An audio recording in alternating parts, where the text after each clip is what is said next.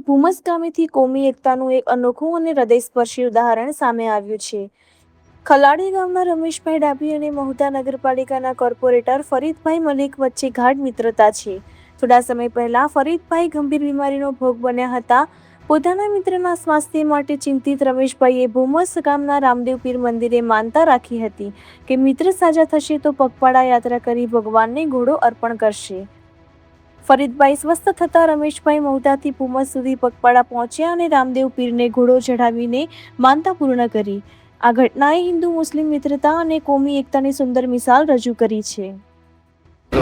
મારું નામ રમેશભાઈ ડાભી છે। મહુધાની અંદર મારું ફોર વ્હીલર ઓટો ગેરેજ ચાલે છે। મહુધાની અંદરથી એક 5 કિલોમીટર દૂર મંદિર આવેલું છે રામદેવ પીર ભગવાનનું ભૂમસ ગામની અંદર। ત્યાં આગળ ઘણા શ્રદ્ધાળુઓ તમામ સમાજના એકત્રિત થઈ અને ધ્વજારોહણનું આરોહણ કરે છે। આજે બીજનો દિવસ છે।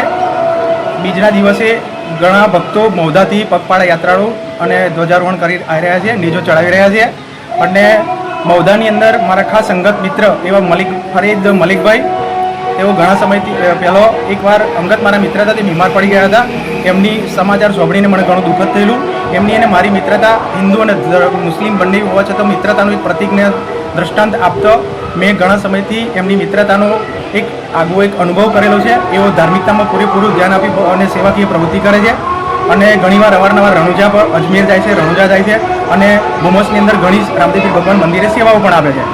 એમની બીમારીના સમાચાર સાંભળતા જ મને દુઃખ લાગેલું કે મારા એક મિત્રને જો એક ઘોડા જેવા થઈ જશે તો એમની મહુધા મારા ગેરેજથી પગપાળા ચાલતો આવી અને રામદેવ પીર ભગવાનનો ઘોડો ચડાવીશ અને મારો મિત્ર એક ઘોડા જેવો થઈ જાય એવી મેં બાધા રાખી હતી। આજે મારા મિત્રને 6 મહિને આરામ થઈ ગયો છે। આજે એ મિત્રની બાધા કરવા માટે હું મહુધા ગામેથી અને ભૂમસે ચાલતા આવ્યો છું। એ મારા મિત્ર ફરીદભાઈ છે અને તેઓ મહુધા નગરપાલિકાના બીજેપીના કોર્પોરેટર પણ છે। હવે હિન્દુ મુસ્લિમને લઈને, હિન્દુ મુસ્લિમના પ્રતિકને લઈને સમાજમાં શું તમે કહેશો? સમાજને શું કહેશો?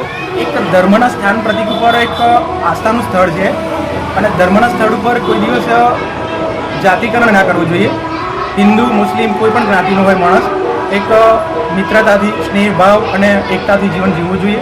અને મારું એક દ્રષ્ટાંત આપું છું, હિન્દુ અને મુસ્લિમ અમે બંને મિત્રો છીએ, પણ અમારા બંનેમાં કોઈ દિવસ હિન્દુ અને મુસ્લિમનો ભેદભાવ અમે રાખ્યો નથી। અને આ સમાજને પણ એક સંદેશ આપું છું, દરેક વ્યક્તિએ પોતાનો એક માનવ ધર્મ નિભાવી અને એક હિન્દુ મુસ્લિમ બધી જ્ઞાતિ જાતિ છોડી અને એકતાના પળે જીવન જીવવું।